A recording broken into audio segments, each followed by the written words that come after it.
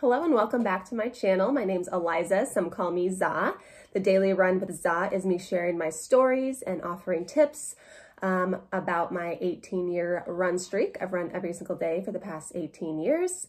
And today I am answering the question of the hardest days that I've had to get through and get in my run, or the top 5 days that I almost missed a run. So to start, we could count the day I gave birth to my first son. You know, you can even add in my second son there, or my all through pregnancy.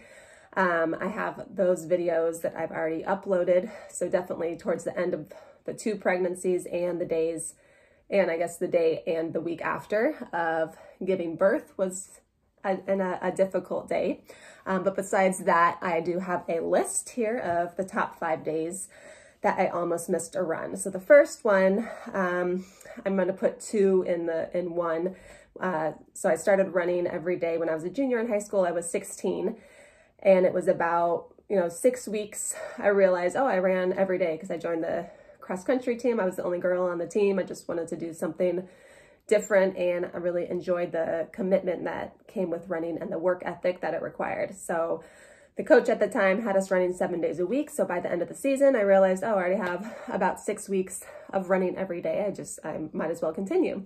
So I remember, a few weeks after the season, just kind of running on my own. It was a Friday night, and right after school, my friend and I went to this kind of new outdoor shopping center, and we're kind of shopping around. And I think it was like maybe by 6 o'clock, I had to go babysit. So I knew like, oh no, I don't have time to go home and get in my run.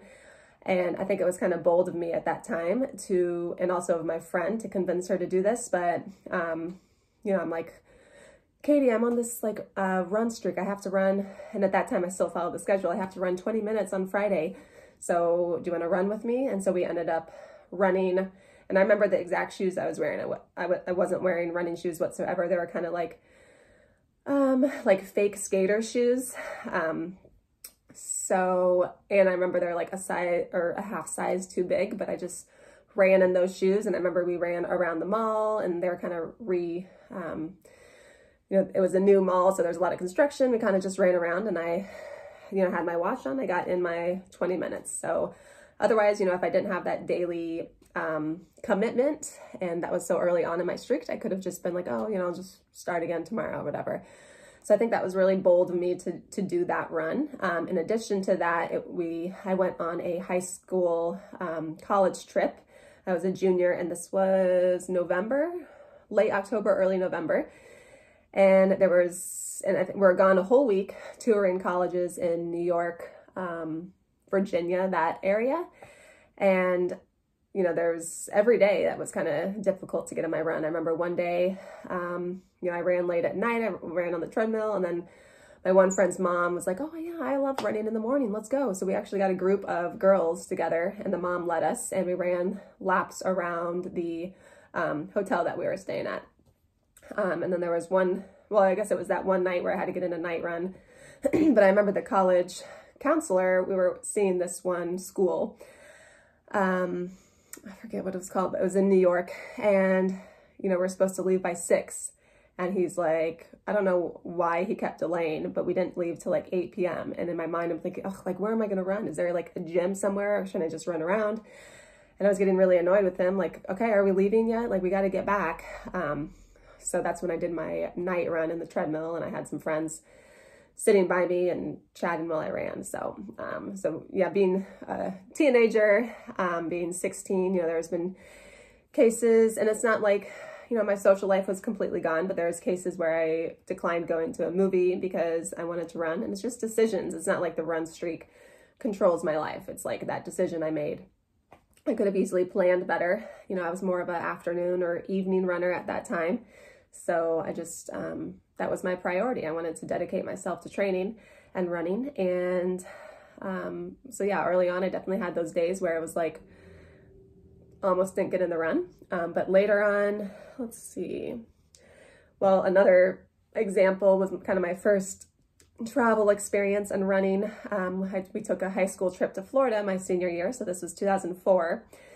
And our flight was supposed to leave at 10 a.m. So we got to the airport, and maybe we flew to Atlanta as like a layover, and we were actually delayed there for a good 5 hours. So we didn't know what time we'd be arriving in Florida. So at that time, I'm like, oh no, like, am I gonna have to run in the airport, and kind of overthinking that. But I ended up running when we got to Florida.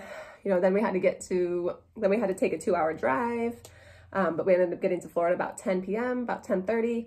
And that's when I did my run. So from that moment on, I learned the lesson to always do the run before you get on a flight. If your flight's at 6 a.m., do your run at 4 a.m. That way it's just like traveling controls us, controls our time, controls our ability, our freedom, essentially. So being able to get in your run before you travel anywhere is one of the best lessons that I learned. So the third time is, another example when I wasn't really in control of my day. We went on a college cross-country trip, and it was like a Friday. We arrived, it was in Massachusetts, and the coach he knew about my run streak, and that's another video of how he didn't approve of that. But he said, okay, well, yeah, Eliza, when we get there, we'll get in our run. Don't worry. We got there, didn't get on our run. We went straight to dinner. Eliza, when we get home, we'll get on our run. And by that time, the other colleagues, the women on their team, were like, well, I'm just going to go to bed. Like, I'm not going to run now. I mean, the meet's tomorrow in the morning, and we do our run at like 9 p.m. So I remember for dinner, I had fettuccine Alfredo. And so when we got home, or we got to the hotel, I was the one lacing up my shoes, and they're like, well, I guess, they kind of felt like obligated because I'm doing my run, and I wasn't the best by far on the team, but, I definitely worked hard, and they're like, well, I guess if Eliza's running, we have to. So, I had to run an hour after eating that fettuccine Alfredo, but at least I got in my run. But I just knew that the coach would do that. It's like, I hate having my daily runs be controlled by somebody else. So I remember the next year when we took another trip, I actually ran in the morning before we left. I think this was a trip to Oregon maybe. But when we got there, the coach was like, yeah, we'll run when we get there, don't worry. And we got there, we didn't run. And, by the time dinner came, he's like, Eliza, we'll get it. Or I forget what he said, but he's like, maybe we won't get on our run today or something. And I'm like, don't worry, I already got it in. I learned the last time. So you just kind of figure out, especially with coaches, sometimes it's hard to please the coach if they know you're going to be running every day, even though they tell you to cross train. So like I said, that's another video, but you just have to get in your run and not let people tell you not to. So 2 more examples. Let's see. Oh yeah, I was in France, and I was in London, and I was flying to France to meet a friend. So basically, long story short, is I was on the tube getting to the airport, and I realized I forgot my passport. So yeah, you'd think I'd be a little bit better at remembering that kind of stuff. But basically, I had to buy a new flight, and it didn't leave till that evening. And I'm not sure why, but maybe I went back to get my passport and then went back to the airport. And by that time, no chance to run. I guess I could have ran in the airport, but basically I arrived in France, and at 11 p.m. got in my run, just kind of running up and down while, I was with my French friend, and she was ordering food. I'm like, I can't wait any longer. I got to run. And I just ran up and down like this road. And, she knew I had my daily run, but it was another traveling thing.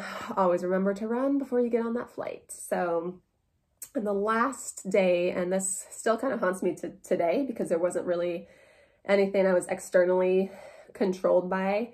It was just the fact this was the one day in the over 18 years that I almost forgot. So it was my son's second 2-year-old birthday party.